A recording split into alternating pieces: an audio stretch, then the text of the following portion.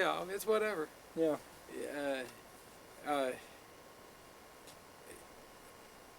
some of this I only learned at the very end of my father's life. He told me things that, at the time they were going on, I was a little kid and... Now, who's your father? What was his name? Oh, Irving Kaufman was his name. Herman Kaufman. And your mother? It was Gloria Lindy Kaufman. Yeah. And when did they come to Boston? When my mother was pregnant with me in 1947. Okay. As far as I know, I was conceived in Washington, D.C., and they moved. Well, when did the family here. first... Now, you say your father's family was from Russia? My father's father was from Russia, and he probably immigrated about 1910. Yeah.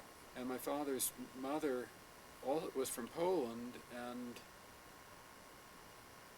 I think she may have, let me think now, she probably came over about 1913. What were their names? Actually don't know what, oh God, someplace. I don't know what my father's name was originally. Mm-hmm. When he got off, I don't even know what first name, he probably was Moishe was his first name. It became Morris. And when he got off the boat, the immigration officer said, "What's your name?" He didn't know enough English to know what he was being asked. His hope in America was to go into business, so he said, "Ich bin ein Kaufmann," which is Yiddish or almost the same as German for "I'm a businessman." Yeah. And the immigration officer wrote it down, and that became the family name. But you know what the family name was from Russia? No. And I asked my father at some point, and he told me, and then I forgot it. Yeah. My grandmother's original name, Tilly Bine was her name. Mm-hmm. And your grandfather was a Russian Jew? Yeah. From Bessarabia, which is the border of Russia and Romania. Yeah. It isn't even Russia, but it was a part of the Russian Empire, and it was part of the Soviet Union. I guess it might be in, well, I even have the name of the town. Hotin is the name of the town. And it would be the border of Romania and Moldova and that area. I've got to ask, why do you go by Uncle River? Oh, it's another whole, utterly different story.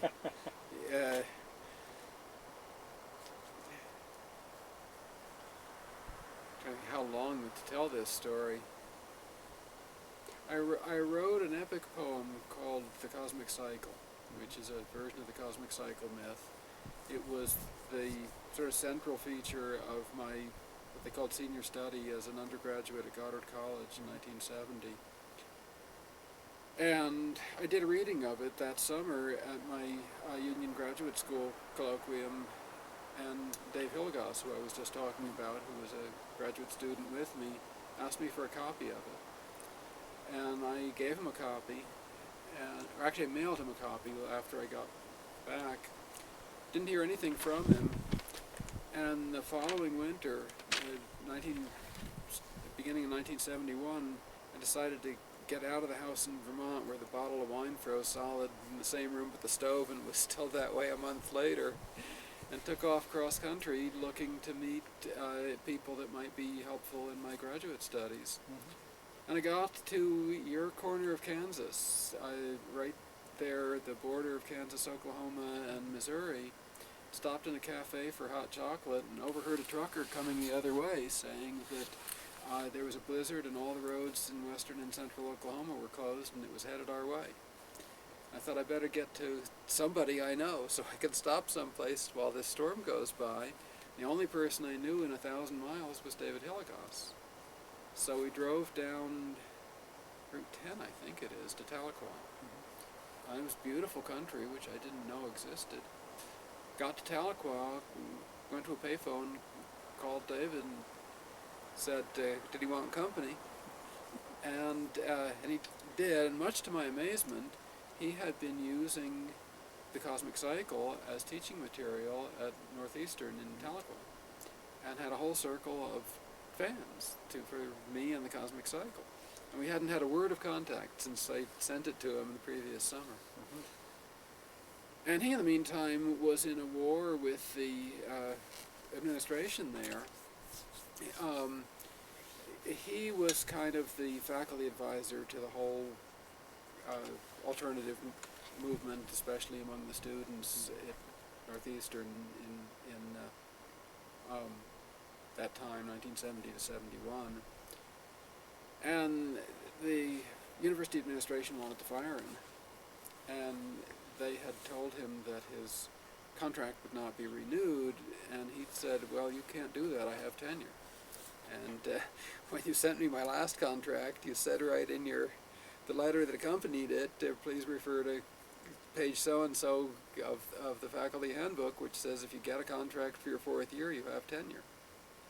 And this is my 5th year, you can't fire me without cause. So they were getting ready to go to court over it, and in the 3 days I was there while we waited for the blizzard to go by, we came up with the idea for Flaming Rainbow. What is that? Flaming Rainbow was an experimental college. Yeah, sure. Yeah. At that time, well, I had written a little, few pages of philosophical educational ideas the previous winter that I had with me when I made that stop in Tahlequah. And I gave David a copy, and he got all inspired over it. And he was in the middle of this war with the university, and in the meantime, the Union, which was the parent organization of Union Graduate School, which is now called Union Institute, but it was then called Union Graduate School, and it was part of the then Union of Experimenting Colleges and Universities, which in turn had been started as a Lonely Hearts Club for experimental college presidents in the early 60s.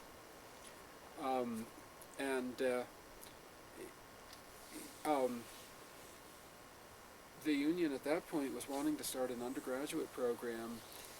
They did their graduate program with residential colloquia and independent study, and you put together a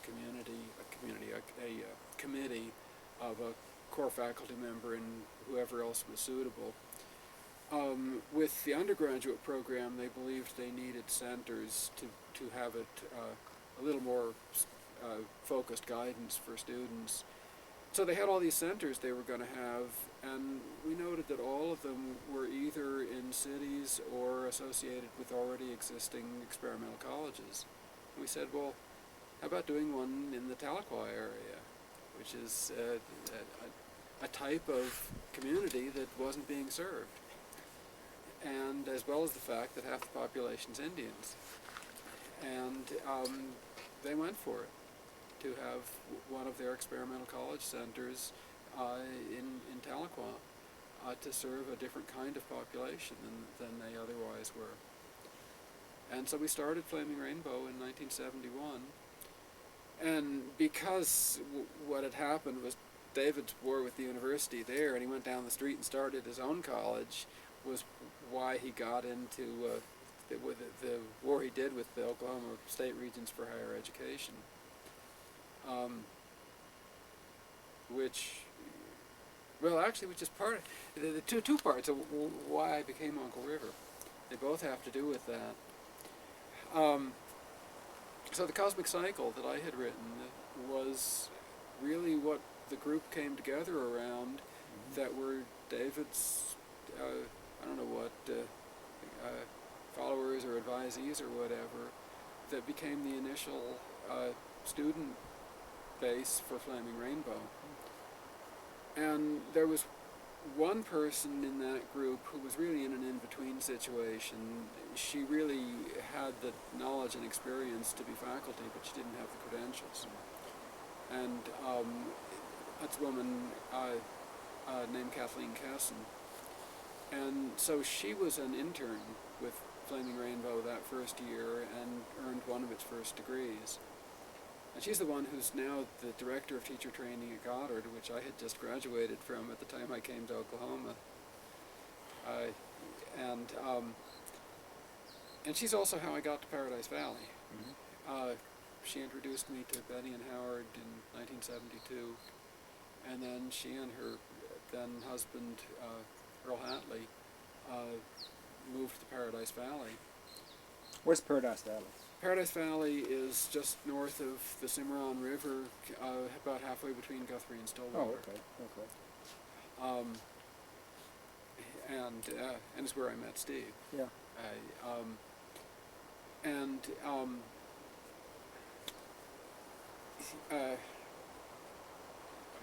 Which piece of this story to tell? Anyhow, I then went off to Switzerland to study with the Jungians in Zurich, and did a private training analysis with them and took classes.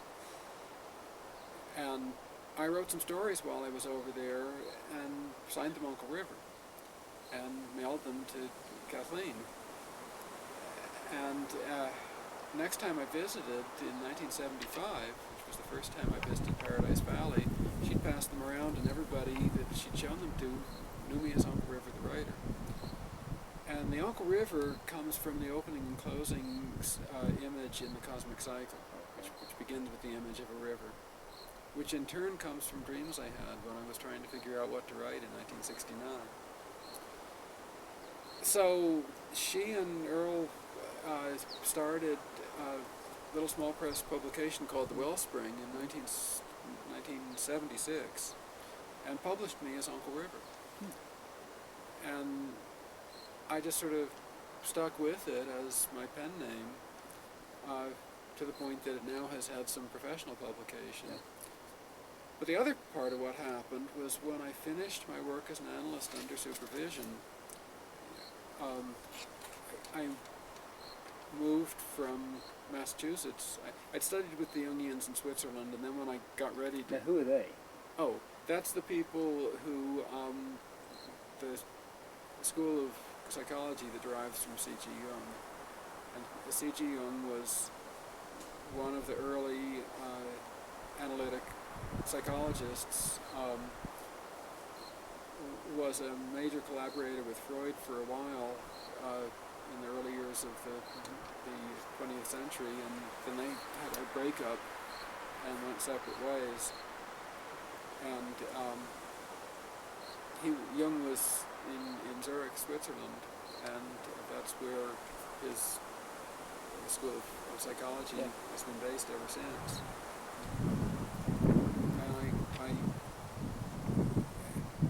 Which piece of the story to go into. I studied with those people and did that as a major internship of my studies in Union Graduate School, and ended up with what, as far as I know, is the world's only earned doctorate in psychology of the unconscious. Which is what?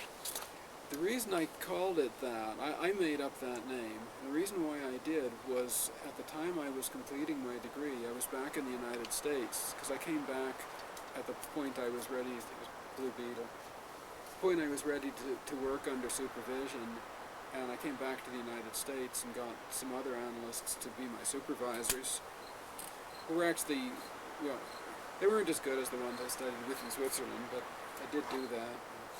One of them turned into a disaster later, which is part of why things went the way it did.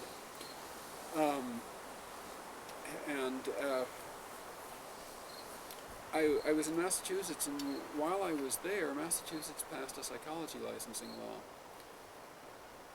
Well, in spite of growing up around psychoanalysts, or maybe because of it, and being lifelong familiar with the field, and then studying with the Jungian analysts, I'd never taken a straight psychology class in my life. Neither of my supervisors had licenses, and neither of them were clinical psychologists.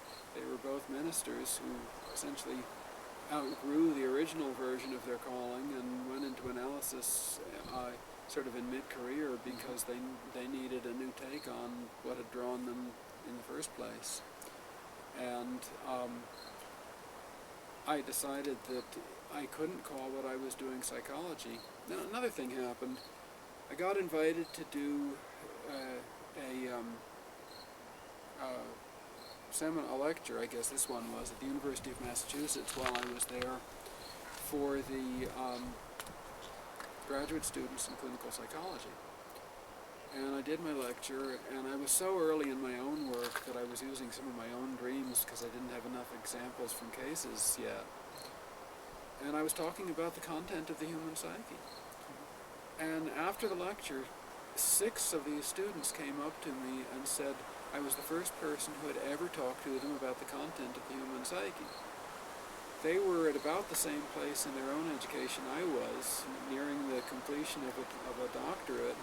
They had had internships, which in most cases meant they had had more experience of working under supervision than I had. And I went, if that's what they give a psychology degree for, then I sure better call mine something else. These people don't know anything about the content of the human psyche, and they're already working with clients. And it's all theory. Yeah. So between that and the licensing law, I decided to call my degree something else. And because what I'd been studying was dreams and the unconscious, I called it psychology of the unconscious. A second. Okay.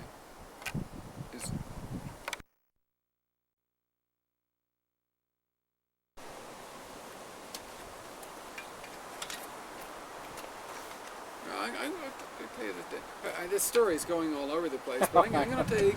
Well, I've got to ask one more question. Yeah. Where did you come up with the name Flaming Rainbow University? Oh, when we were going up to the union's head office to talk them into letting us do this, 9 of us rode up in Dave Hilligoss's station wagon from Tahlequah, and we got up there and met with the sort of 3 or 4 main. Yeah, drop that on the ground. Yeah, Oh, do we okay. need to get that? No, that's cover? fine. That's fine. No. Okay. Met with the 3 or 4 main people in the union at that point, and got them at least willing to consider the idea. Mm-hmm. They were saying, well, they weren't quite ready to say yes, but they were certainly willing to take a look at the idea and consider it. And then I and this one other guy who met us there headed back on east, and David and the other, I guess there were 8 of them at this point in the station wagon, went back to Tahlequah.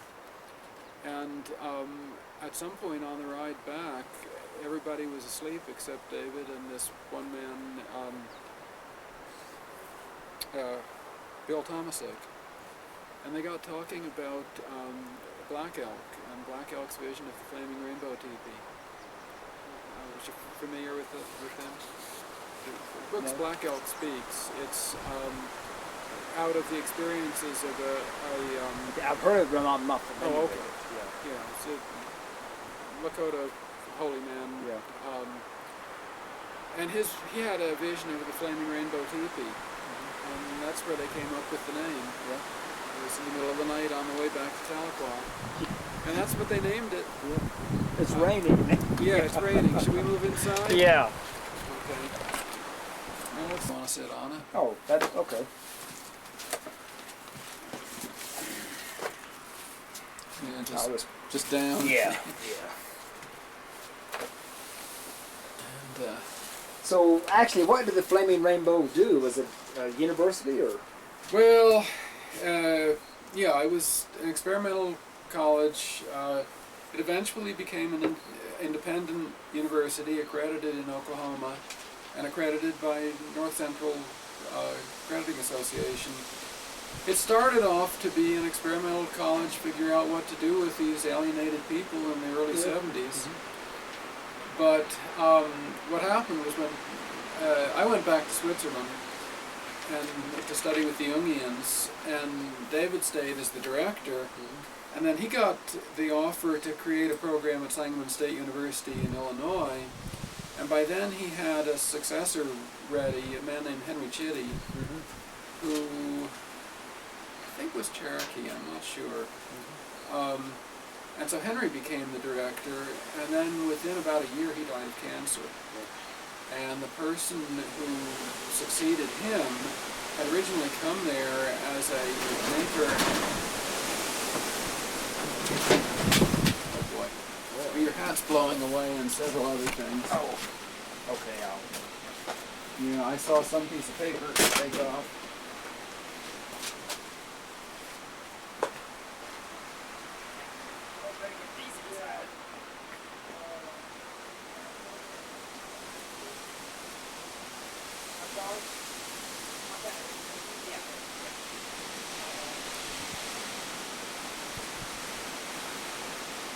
This and you're going to be gone. Yeah. But you never know, it might pour for the next 3 weeks too. Yes. I was gone by the time what happened next happened, but after the fact, what I'm pretty sure happened was the guy who took over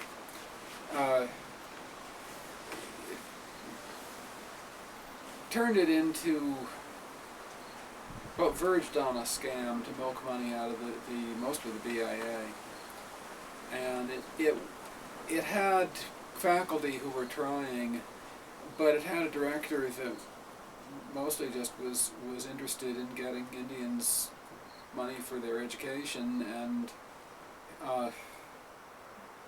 didn't really give it the heart to be what it was supposed to be and what it started off to be. Is it still going?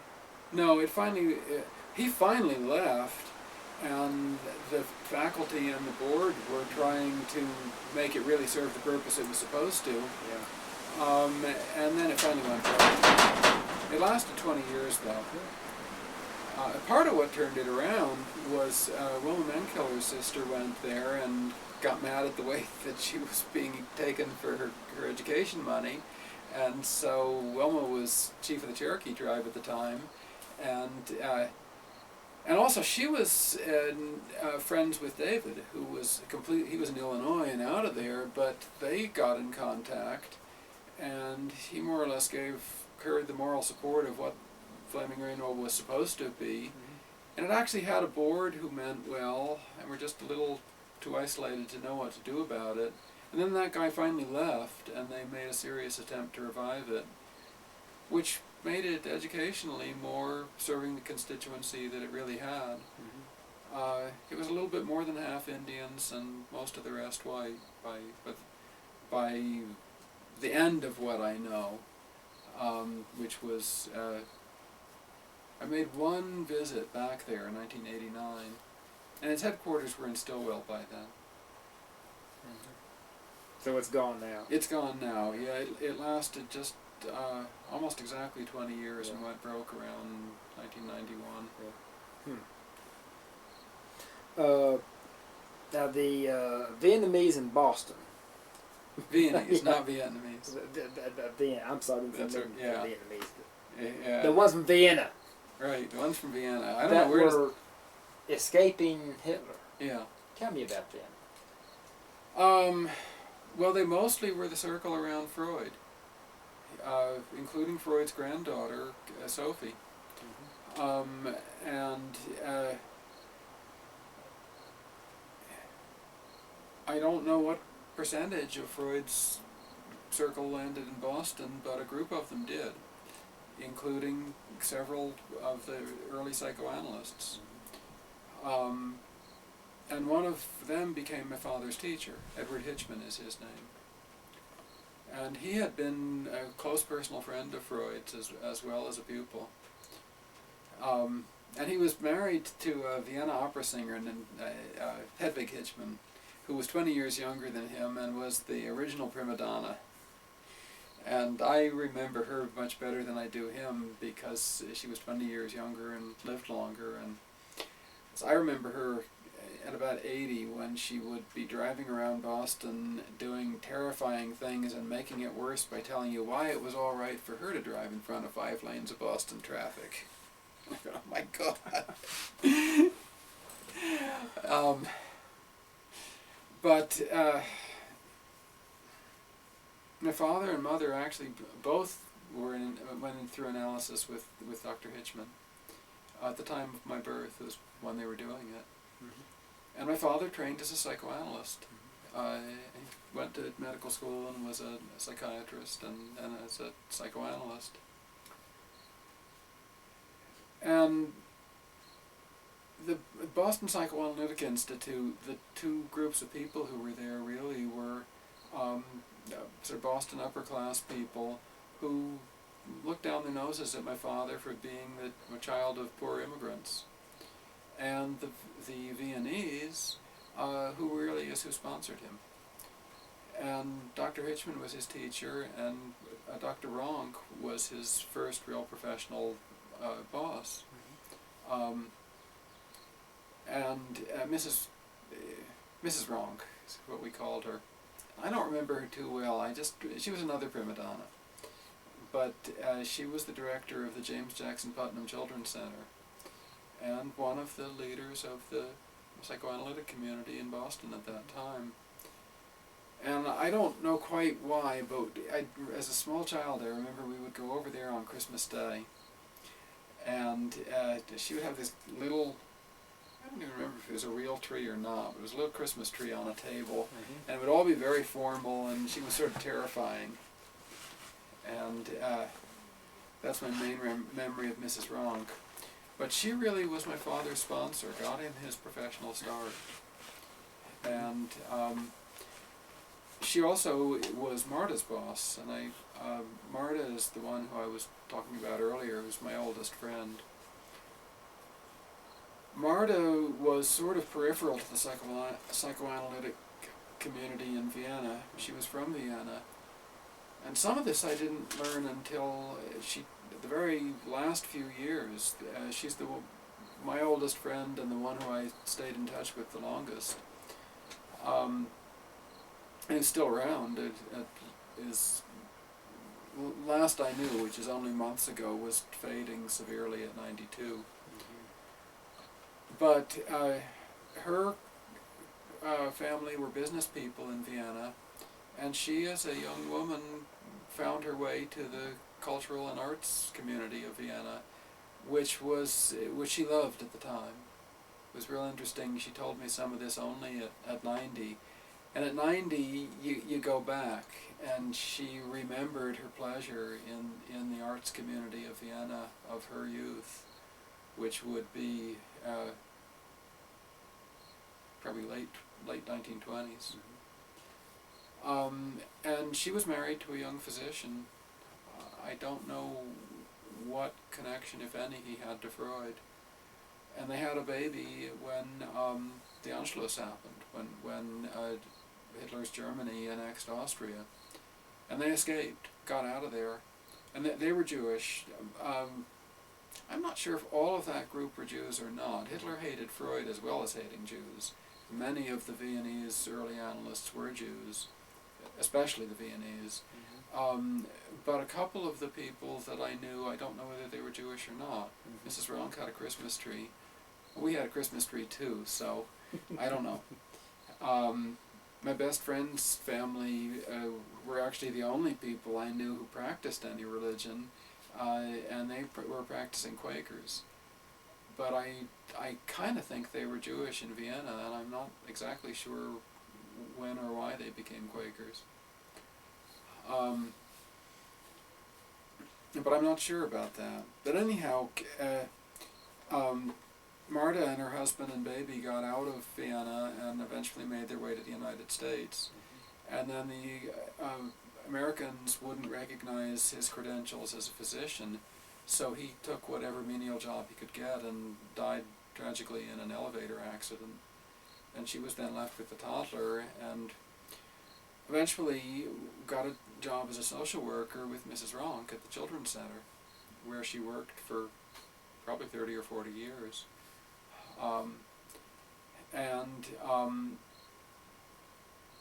She was an early colleague of my father's there. And one night when I was about 2, she overheard my father worrying that he needed to give a talk that evening, and my mother was home sick with the flu and who was going to take care of the toddler, and Marta volunteered. Came over, became friends with my mother, and became a close family friend from then on. And really my whole family, but in some ways especially my mother and I were very close to her. And she actually had thought that if she got old and was alone, my mother would be one of the people to help her out, and then she ended up outliving my mother by now almost 30 years. And she was about 12 years older than my mother. She was 10 years older than my father. And Marta was Marta never drove. She lived in an apartment on the edge of Harvard Square. And then she moved to another apartment sort of at the other end of Cambridge, and after about 4 years she moved back to the original apartment and is still in it, last I knew. Been there for most of 50 years. Yep. Now, the lady that retired as a librarian of Harvard, Oh, that's Maria Grossman. who was she? She was the mother of my childhood best friend. She and her husband Walter also were Viennese, and they're the ones who were practicing Quakers when I knew them.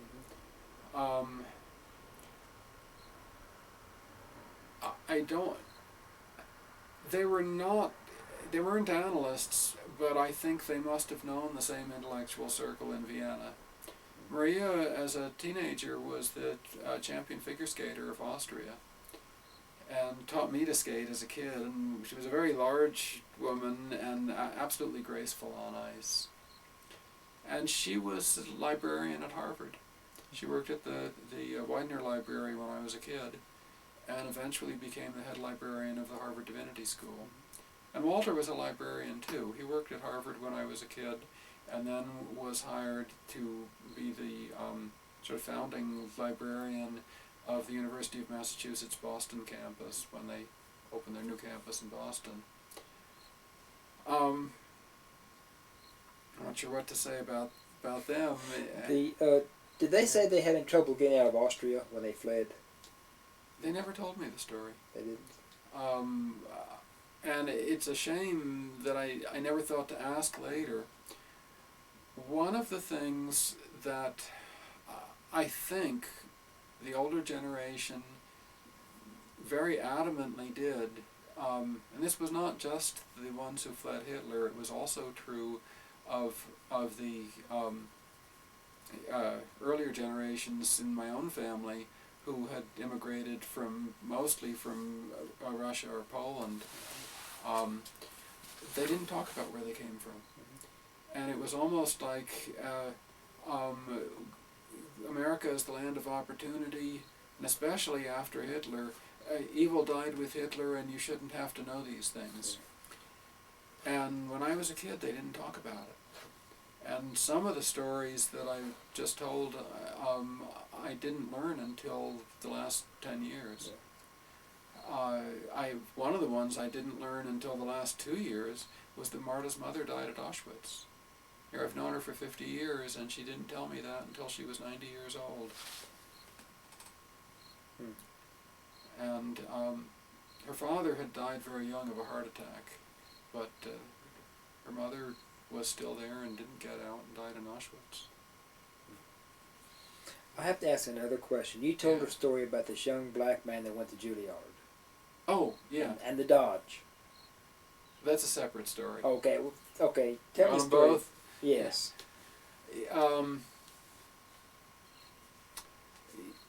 My family, my parents both grew up poor and postponed having children until they could afford it, which was the point at which my father was a resident. In those days, they didn't pay interns and they didn't pay residents much, but they paid them a little, and they provided an apartment.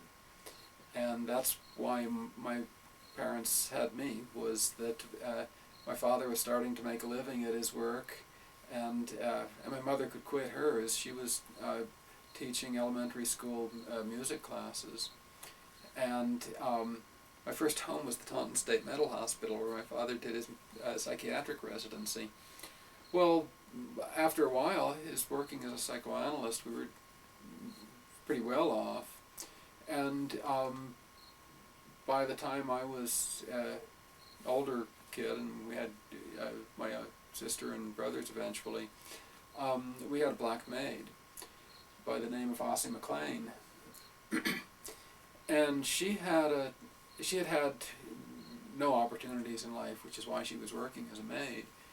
But she was very bright, and her son George had been spotted when he was young and given a scholarship to the Juilliard School by a white person who wanted to provide him that education. And he went there and graduated, and then he couldn't find a job because he was black. What did he study? Juilliard School is a conservatory. He I studied mean, classical music. Yeah. What instrument did he study? I don't know. When I knew him, he was the director of a choir, Yeah. Okay. and a magnificent music that he had. It was the choir of a black church, but it also was really a performing chorus. Mm-hmm. And at one time, Ossie brought me and my sister and brother there to hear them perform, and the three of us kids were the only white people in the room. Which was a reasonable thing to do, an unusual thing to do. What year was this? I would guess about 1960, probably about 1961, Okay. somewhere in there. Mm-hmm. I was about, well, in 61 I was 13, and I was the oldest of the three of us. Mm-hmm. I think it was about then. Yeah. And my mother developed terrible allergies. It was actually while she was pregnant with my youngest brother. And the allergist said we had to get rid of the dog. I had a dog. And the person who ended up taking the dog was George. Mm-hmm. So I went to see where my dog was going and met George and liked him, and we became friends. And he was, I don't know how old he was, maybe in his 30s. I was 13. And at the time I was taking cello lessons on Saturday mornings, and my cello teacher taught, she taught at her home during the week, but on Saturdays she taught at the New England Conservatory of Music in Boston. And that year I was taking my lessons on Saturdays, so I went into Boston to do it. And after my lesson I would go visit George. Where did George live? In Roxbury, which was the main black slum of Boston.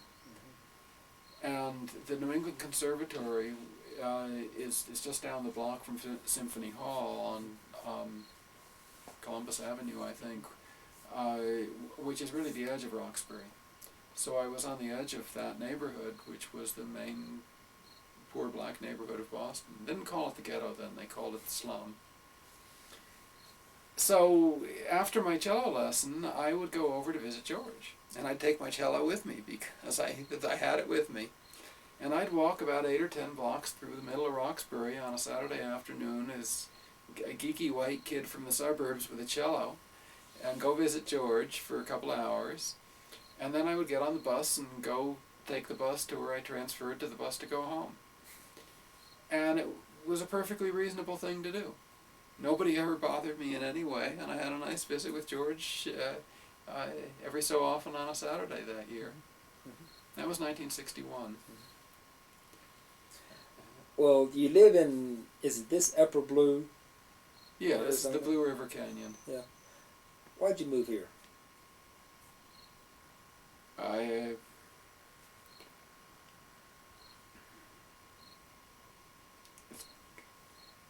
go back to the story with the Flaming Rainbow and Paradise Valley and everything. When I finished training with the Jungians, which was 2 years after I finished my doctorate, I moved.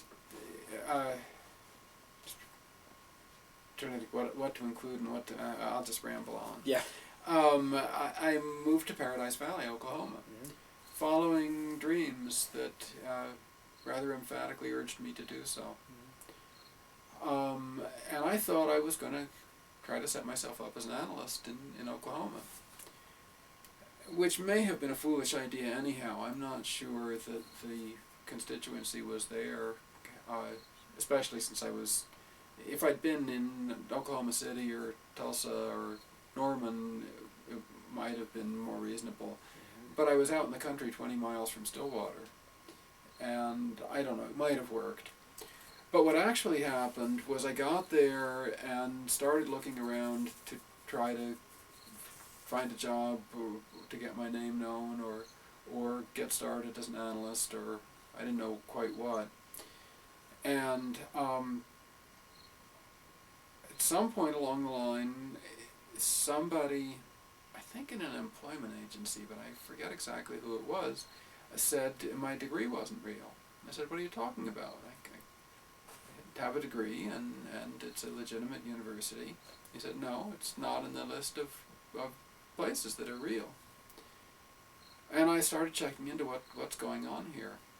What was going on was that because of Flaming Rainbow, the Oklahoma State Regents for Higher Education had blacklisted the Union, which was the degree-granting body for both Union Graduate School and what was then called the University Without Walls, which was the undergraduate program of which Flaming Rainbow was one of the constituent units.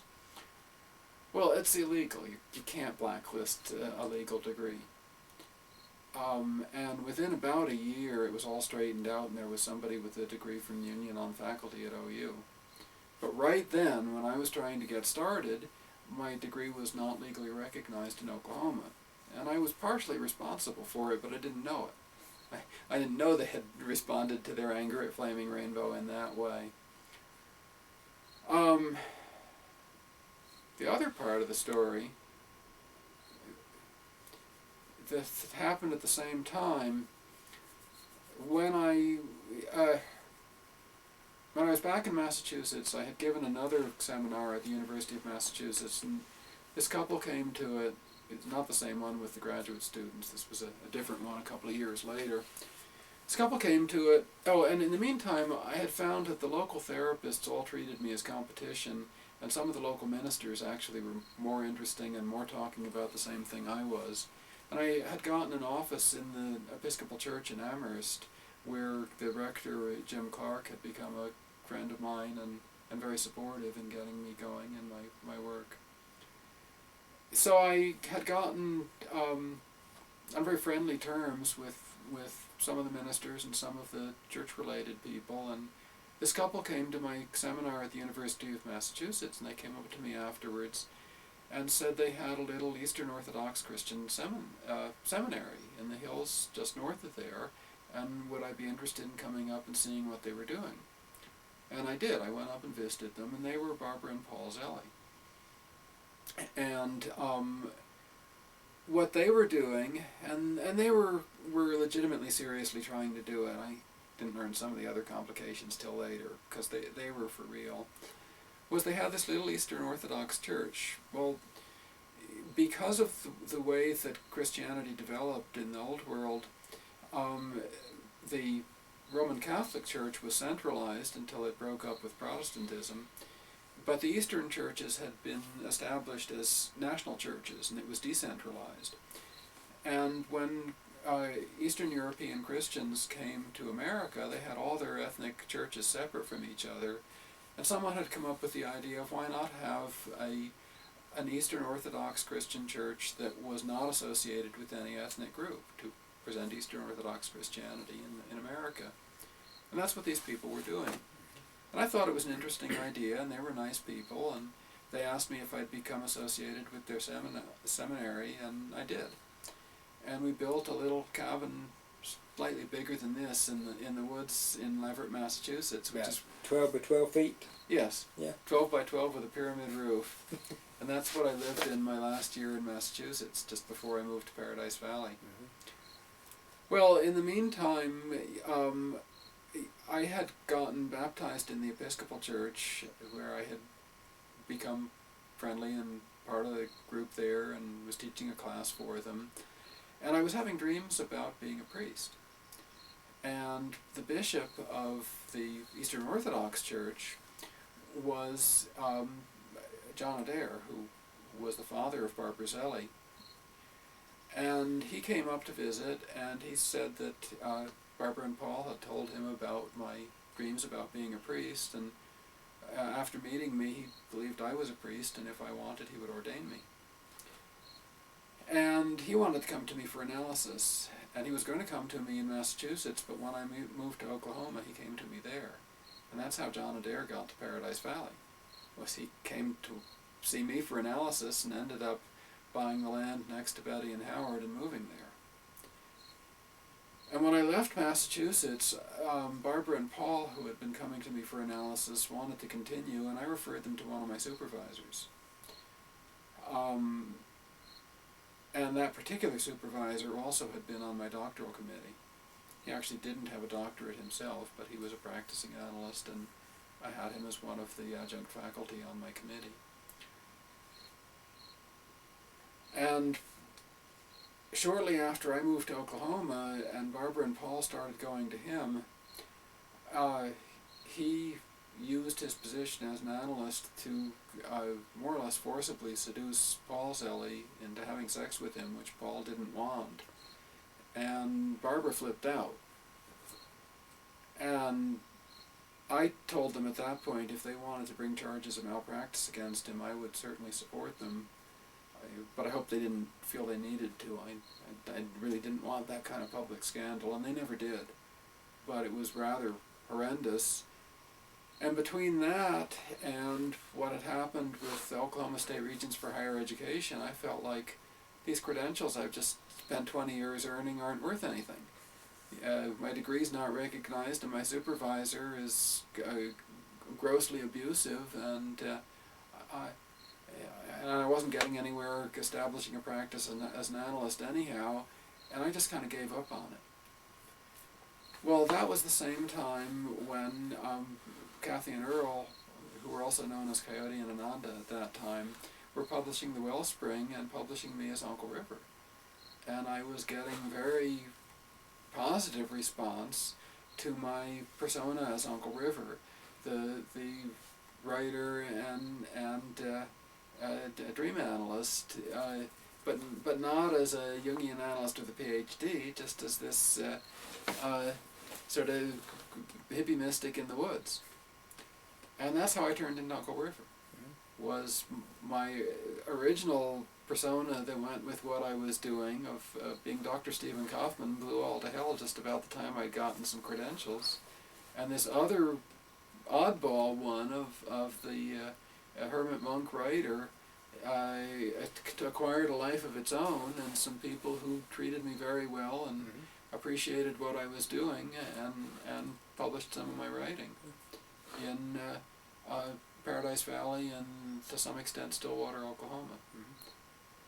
And the name of that publication was The Wellspring, which I think is quite wonderful for the beginning of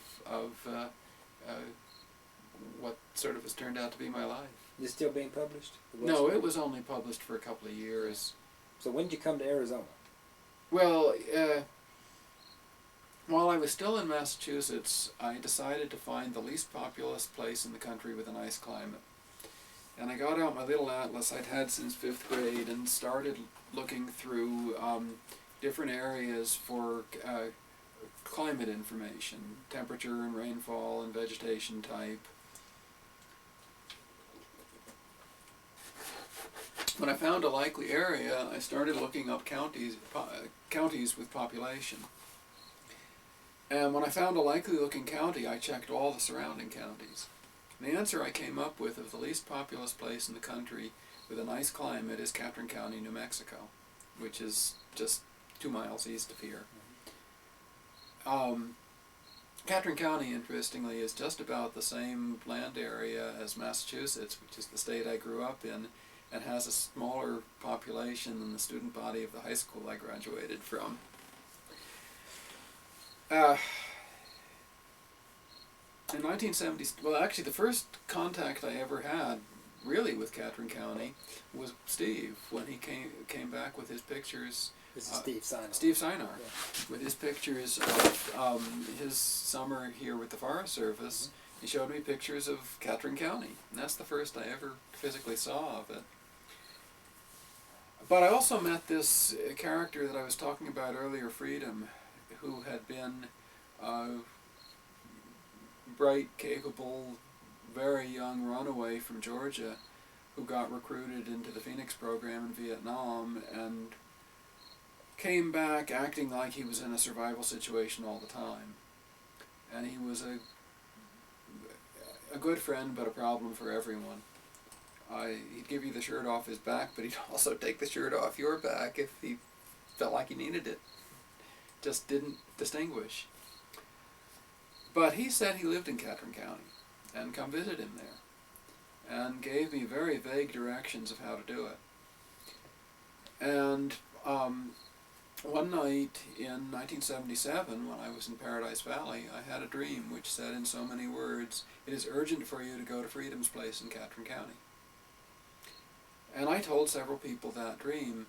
Well, right about that time, Kathy and Earl were getting into the gemstone business. Earl had met somebody at a rainbow gathering who told him about a contact for emeralds in Colombia.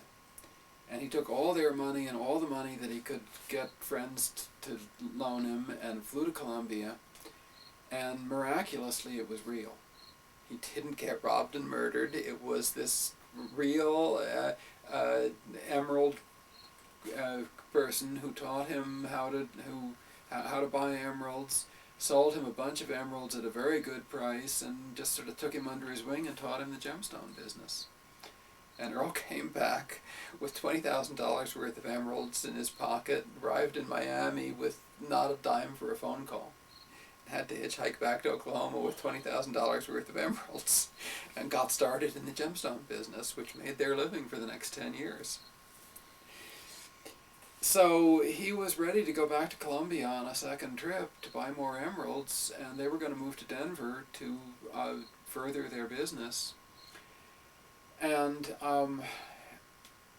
I had a second dream right then, in which Kathy gave me a ride to the Texas Panhandle, and I hitched the rest of the way to Catron County.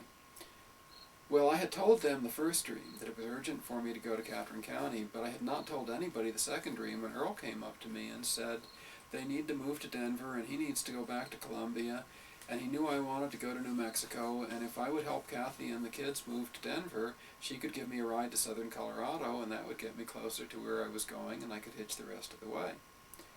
That was not identical to my dream, but it was so close I just said yes on the spot. And that's exactly what happened, was I helped Kathy and the kids move to Denver, which is where she started on what eventually resulted in her getting a doctorate in curriculum theory at OSU and becoming the director of teacher training at Goddard College in Vermont. It was in educating her own kids is how it started. She helped out in alternative schools and then got into homeschooling when they moved back to Oklahoma. And so Earl went off to Columbia and came back with more emeralds, and that actually worked.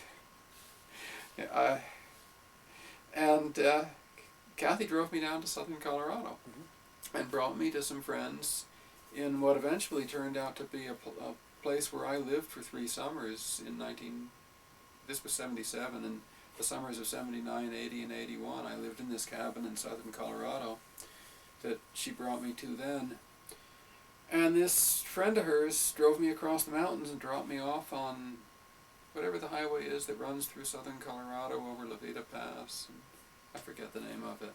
And he dropped me off there. Mm-hmm. And it was over 50 miles of dirt roads to get to it, and he turned around and went home, and there I am on this highway, don't know anybody, and the nearest people I do know are 50 miles of dirt roads away. And I started hitching toward Catron County, and it suddenly dawned on me, this has all been so magical, I've just followed it up. I had this dream, and this other dream, and these people did what the dream said, and here I am on my way to Freedom's Place with very vague directions. Freedom wears out his welcome very badly. If it's even real, I may go in with his name on my lips, they may shoot me. But there I am on the road, I might as well keep going. So I did.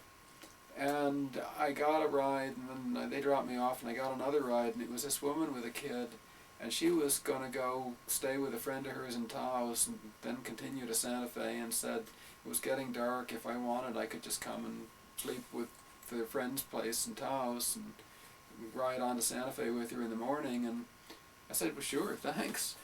And we got to her friend's house, and her friend had moved out, and another woman was living there who invited us all in. So it's all these strangers. This woman is inviting the woman and the kid and her hitchhiker, who is this unknown man, to stay in her home in the woods outside of Taos in the fall of 77. And put us up, and we had a pleasant time, and she fed us blue corn pancakes for breakfast and gave us a big bag of tomatoes out of her greenhouse. And I got a ride with the first woman to Santa Fe, and then I got another ride through Albuquerque and dropped me off on the highway on the other side of Albuquerque, so I didn't have to deal with the city. And I'm out there with my thumb out, and this car stops, this sort of fancy-looking new big American car, and it's this young guy who's on his way to a job at a dude ranch in Elfrida, Arizona. He asked where I was going, and I told him Catron County and near Glenwood, and he said, "I know that road. It gets lonely. I'll just take you there." And so he did. And it actually wasn't out of his way, but he would have taken the interstate otherwise, and he took the state highway instead to take me where I was going. And we finally find what I think is the right road to get to where we're going, 6 miles from pavement that Freedom's vague directions. We pull up at the gate at 10:30 at night, and I see a trailer about twice the size of this little one I've got with a light on. And I walk in and knock on the door, and this woman with a toddler and a baby is there alone. And I say, I'm looking for where somebody called Freedom lives. Did I come to the right place? And she says, "Oh yeah, he's doing any time with my husband. Come on in." Invited us in, fed us roast elk for dinner. And about midnight, and she said, "Oh, they're late. They must have stopped at Uncle Bill's, the bar and reserve. They'll be here eventually." About midnight, her husband, George, and Freedom pull in. And Freedom was real out of it. And George was fine. I figured George just must hold his liquor better than Freedom. I didn't learn until 2 years later what had really happened. They had been at Uncle Bill's, but Freedom wasn't out of it because he was drunk. Freedom was out of it because he'd gotten George so pissed off that George had grabbed Freedom by the scruff of his neck and slammed his head into the windshield of the truck so hard he starred the windshield. And I saw that starred windshield the next day, but nobody told me how it happened until 2 years later. And they just invited me to stay and got to know me, and 2 weeks later they told Freedom to get out of there or they were going to kill him dead. They'd had it with him. By then they knew me well enough, they told me I was welcome to stay. So it was urgent that I go there, like my dream said, because as I showed up 2 weeks later, I would not have been welcomed in at all. And that's how I got started in these mountains. The next time I came back, 2 years later, I hitchhiked in again, and I got back to Glenwood, and I had a cold, and I got myself a motel room for the night because I wasn't feeling well. And I came out the next day and walked into the store to get something to eat, and I just ran into some guy on the street and started talking to him. And I realized that he actually had been associated with George and Sandy Heath on this land that I'd hitchhiked to the first time, but he had been away when I'd been there in 1977, and I hadn't met him then. And George and Sandy had broken up in the interim and were selling the land.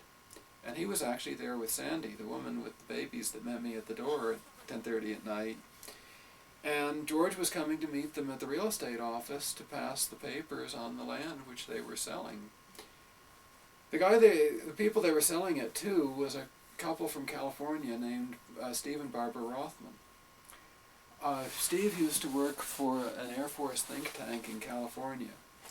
And he asked the Air Force's big fancy computer the same question I asked my little atlas: what's the least populated place in the United States with a nice climate? Not only did he come up with the same answer, Catron County, New Mexico, but he bought the piece of land I had hitchhiked to 2 years earlier, and they're still there 20 years later. So that's how I got my start in the area. And Catron County, New Mexico is where I actually was coming to. And then I actually came back and settled. More magical story like this, but I came back and settled in 1982. And I settled on a piece of land with a couple who were half owners of it. And the other half owners was a couple who live on the Dry Blue in the little corner of the Blue that's in New Mexico. Don and Jane Hoffman. And Don actually works for the Forest Service. And how they had gotten to know each other was when the Rainbow Gathering happened in these woods in Arizona in 1979. Jason was sort of one of the Rainbow people who was capable of functioning in the straight world to deal with the Forest Service. Don was the Forest Service person who was capable of dealing with the rainbow hippies. They became friends and partners in this piece of land. And Don and Jane were wanting to transfer some of the water rights up here because there was more water rights than the land could use down there, and they needed more up here, which turned out to be a major nightmare. But Don saw me put in the garden in Pleasanton, and the next year they were having a baby, and he asked if I would come up here and help them put in their garden because Jane was having a baby who turned out to be their daughter Gretchen, right at garden planting time. And that's how I got to the Blue. And I made friends with a couple named Dick and Betsy Kirker who lived just across the road here. And then I left the Blue and actually went back to Oklahoma. No, that's not right. I went to Colorado next, to the San Luis Valley. And then I went to Mogollon and taught at the university in Silver City for a year and moved to outside a reserve, and I stayed friends with Dick and Betsy, came back here to visit. And when I wanted to move out of the place where I was living outside a reserve, I knew that the owners of this land liked somebody on it, no one was here at the time. And I asked Dick and Betsy if I might be able to move over here, and they called up the owners and said, "We got this friend who needs a place to live, and he's a good guy, and you up for having him on your land?" And they said yes. And that's how I got here. Oh, it's a wonderful place. Yeah. Yeah. And I didn't meet the owners until 2 years later. I met the woman of the couple who owns it at Betsy's memorial when she died.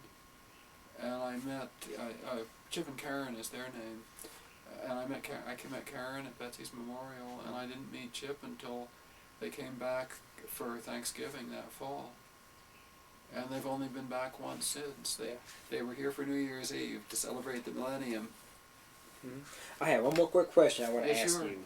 You mentioned the SDS. Oh, sure. Tell me about that, when you joined. Well, I joined SDS in 1964. I was still a high school student. Now, what is SDS? SDS stands for Students for a Democratic Society. Okay. It was created, there was actually an earlier organization, the Student League for Industrial Democracy is what I think it was called. And in either 1960 or 62, I forget now which, a bunch of mostly graduate students met in Port Huron, Michigan, and they wanted to come up with a new left organization, and it was sort of the idea of coming up with a left-wing alternative to socialism. And what the idea they came up with was participatory democracy. And that was the origins of SDS, was this meeting in Port Huron. And SDS was started really with the idea of being a community organizing organization to be the northern urban equivalent of SNCC in the South. SNCC was the Student Nonviolent Coordinating Committee that had the voter registration drive in Deep South, and became famous with the SNCC Mississippi Summer of 1964, where the civil rights workers were murdered. And my friend Jody, who I mentioned earlier, was on the SNCC Mississippi Summer as a white, then young man from a conservative small town in Oklahoma. That's Jody Bateman? Jody Bateman, from yeah. Duncan. From Duncan, Oklahoma, who's this extraordinary linguist and scholar of languages and really of history. He'll sing you the history of the world in the original languages and then give you his translation. I've actually got a tape and a CD of his songs that I could play for you if you want later. Anyhow, I came into SDS in the Boston area, and they were wanting to do community organizing in northern cities in the early to mid-60s. And they were ambivalent about the war in Vietnam. Well, they weren't ambivalent about the war. They thought the war was a terrible idea. But they were ambivalent about taking a stand against the war in Vietnam because they saw it as, they saw the military as a route of economic opportunity for poor people and especially for minorities. And SDS finally did come out against the war in 1964 sometime, about the same time I joined it, and called for a march on Washington to end the war in April 1965. And between the time they called for the March on Washington and when it actually happened was the first U.S. bombing of Hanoi in February '65. And as a consequence, the March on Washington became the first really big anti-Vietnam demonstration, and SDS became famous as the anti-war organization, which resulted in this enormous influx of politically unsophisticated young people who were against the war, which fairly rapidly overwhelmed the intellectual leftists who'd started the thing. So that by the time SDS became famous and big, it was already falling apart. But I was most involved in it in 1965, which was right when that change was happening. And earlier on, when SDS was a little group of graduate students, and I was one of the youngest people I was 16 when I joined it, and as a 16 and 17-year-old high school student, and that summer new high school graduate, they just operated out of the chapter at one of the universities, or through one of the other more established peace organizations. All of what became the New Left organizations, which were brand new then, either operated through American Friends Service Committee, and there was a thing called Mass PAX, which was the sort of Massachusetts general peace organization in liberal Boston. One of the older peace organizations called SANE, CNVA, Committee for Nonviolent Action, which was the pacifists. It was A.J. Musty and Dave Dellinger, and Joan Baez was associated with them. And SDS and several of the others had chapters at the universities, and a lot of times they would operate out of their chapter at Harvard.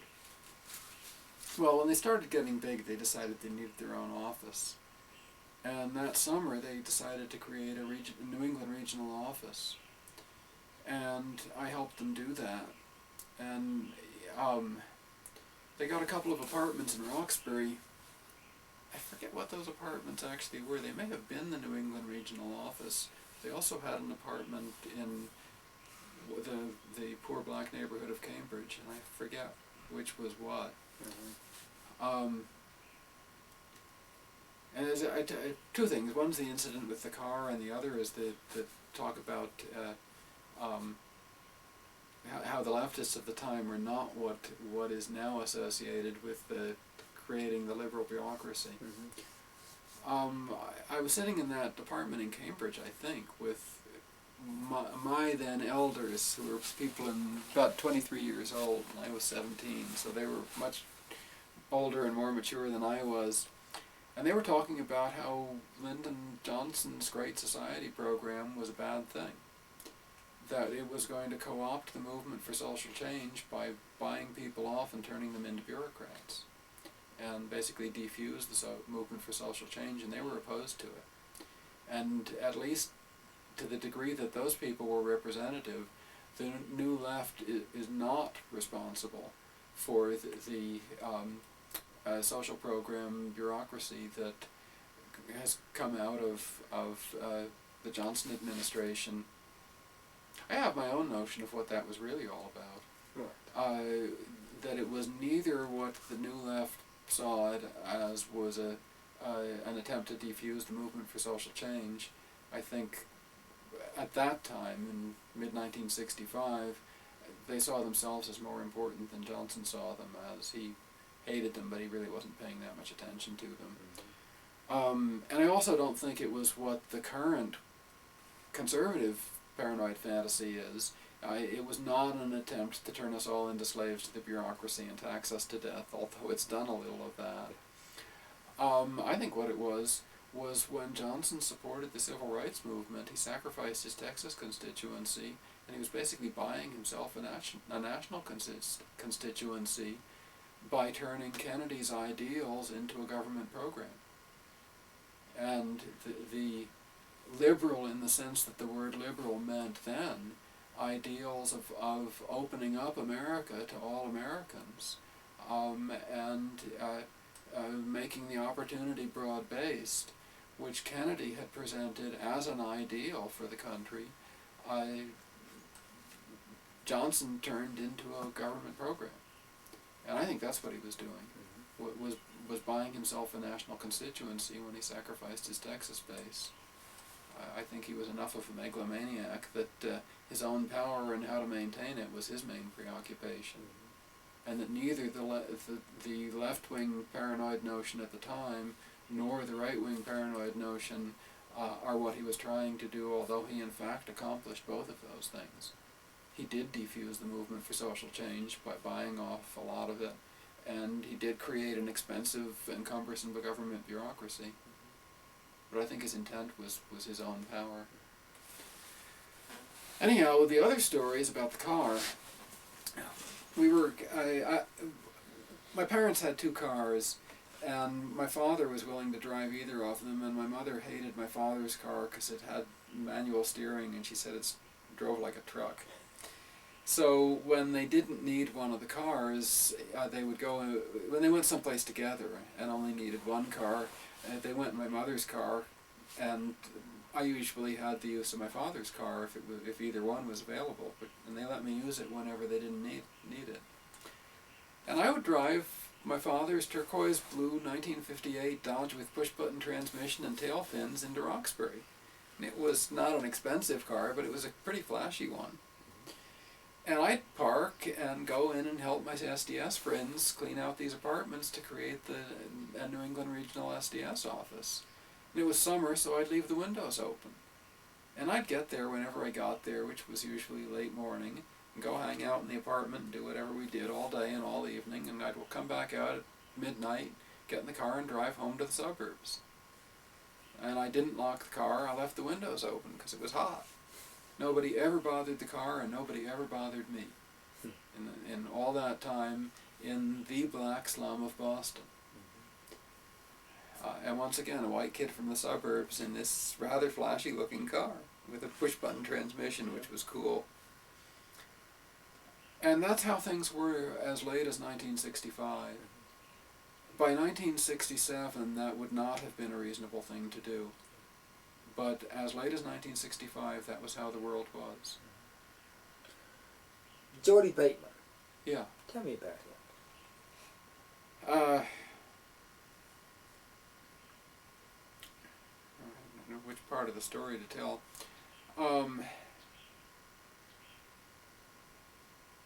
Some of it is my psychological and to some degree neurological speculation.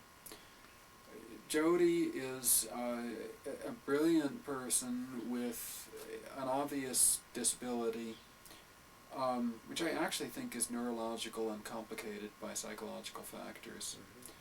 I think that he was born prematurely, and I think whatever in our wiring normally makes the connection between the conceptual and the physical parts of us automatic doesn't work very well in him. And I think a fair number of people have that. In fact, my brother, who was out visiting, told me there's even a name for the condition. But I didn't know that. I just observed the way Jody is. And I think the way Jody adapted to it was just by ignoring his body. He thought he was clumsy, and in many ways he is, but you see him play the guitar and he's not clumsy. His body works just fine, but it's not very well connected to his mind. And this was complicated by having a father who, when he was a kid, was an abusive alcoholic. And so Jody just sort of adapted by only doing certain things, which was mostly his intellectual life. And his father finally dried out about 10 years ago, and Jody now has a good relationship with his father, who was just recently diagnosed with lung cancer, which has been a heavy shock for Jody. And Jody says it's not even the same person. He can't be mad at the man his father is now for the abusive alcoholic he was when Jody was a kid. But the result is Jody was a very strange person. And Yeah, I didn't meet him till 1976. That's when I met him in Stillwater, Oklahoma with the Rainbow People. And Jody was always brilliant with languages. His brother told me that he at one point had a scholarship, I think, to Harvard, and then had a nervous breakdown and didn't go. But what Jody did do was he went on the SNCC Mississippi summer. And I don't know how he found his way to left-wing politics. He and his brother Jack, who I've met, both were very involved in left-wing politics in the 60s. And for Jody, it clearly was these people took him in and gave him a psychic home where he could feel included and respected. And he was so grateful that it became his world for a while. Mm-hmm. And one of the big traumas of his life was when the movement of the 60s fell apart, in the late 60s. It didn't last very long. But he went to Mississippi, and I think, again, was treated well by the black people that he met there. And again, was enormously and eternally grateful. Collected an enormous amount of interviews and information there, and basically wrote a book, a large part of which was destroyed in a flood, and I don't know how much of it still exists, and I think maybe as much as 2/3 of it was destroyed, and about 1/3 of it still exists. He's horrible with his records. He's got these smudged pencil records that he's never transcribed, and pages are falling out, and this irreplaceable information that is hither and yon. In recent years, some of his friends have physically taken it and photocopied it, in some cases typed it, and some of the records now exist in better condition, and some don't. But he has this enormous amount of information, some on the black community in Mississippi in the 60s at the peak of the civil rights movement. Also the Rainbow family, he's chronicled. What really is one of the main groups of people who came out of the psychedelic movement, mostly in the San Francisco Bay Area, who were not capable of being reintegrated into mainstream American society. So they're the ones who stuck with it and created the Rainbow Gatherings. He also has done this enormous research on linguistics. He's done more and more serious study of linguistics in recent years.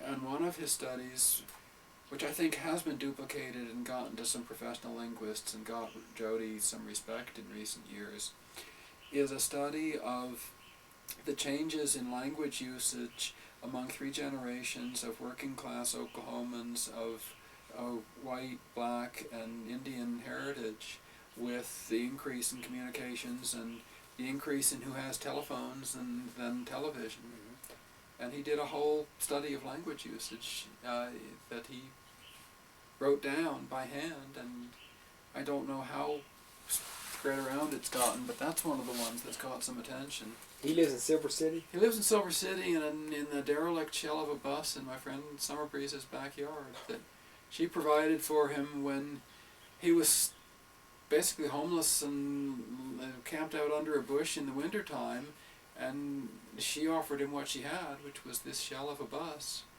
He lives in it without any heat or plumbing, and she has him come in, last I knew, 3 times a week for a bath and breakfast, and washes his clothes for him.